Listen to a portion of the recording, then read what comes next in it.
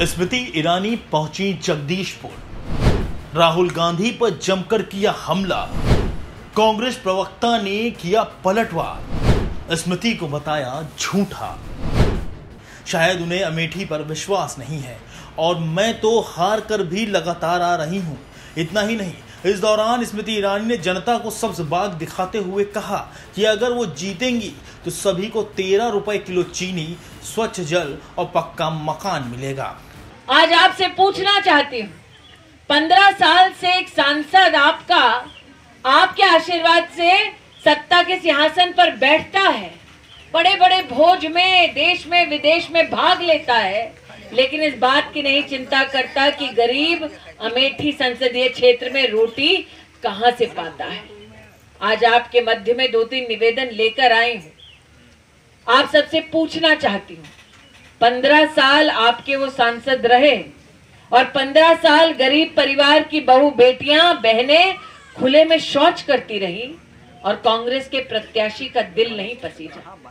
यहाँ जितने भाई मेरे उपस्थित हैं वो भली भांति इस बात से परिचित होंगे कि जब गरीब परिवार की महिला शाम के ढलने का इंतजार करती, अंधेरों को तलाशती और जाती बाहर शौच के लिए और कोई गाड़ी वहां से गुजरती तो उस गाड़ी की बत्ती उस पर ना पड़े, उसके लिए महिला अपने आप को ढांकती ताकि परिवार अपमानित न हो सके। क्या एक बार भी कांग्रेस के प्रत्याशी ने, कांग्रेस के सांसद ने किसी एक गरीब के घर में आकर शौचालय बनवाया?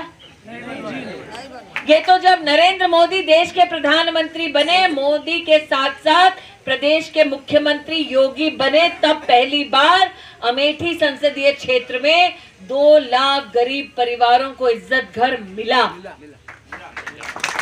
जो खुद गरीबी में जन्मा हो, रहा हो, संघर्ष किया हो, वो समझता है कि माँ, बहन, बेटी, बहुओं की इज्जत क्या होती है। स्मृति ईरानी के इस भाषण के बाद से अमेठी में सियासी सरगर्मियां बढ़ गई हैं।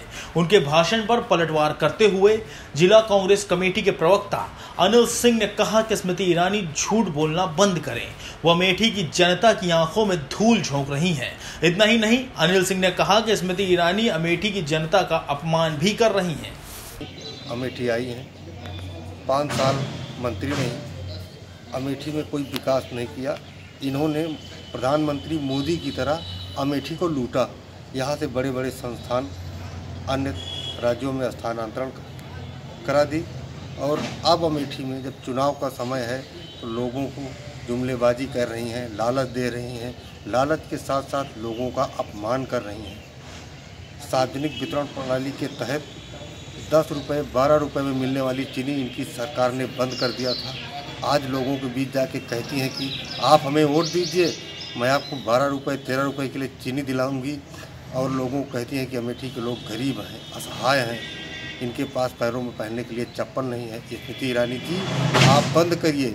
और आप दुहाई देती हो माँ बाप की कि आप गुजरात की सेवा करती हो, मोदी की सेवा करती हो, अपने माँ बाप की सेवा करती हो, लेकिन आप अमेठी में अपनी सेवा भाव दिखाएं।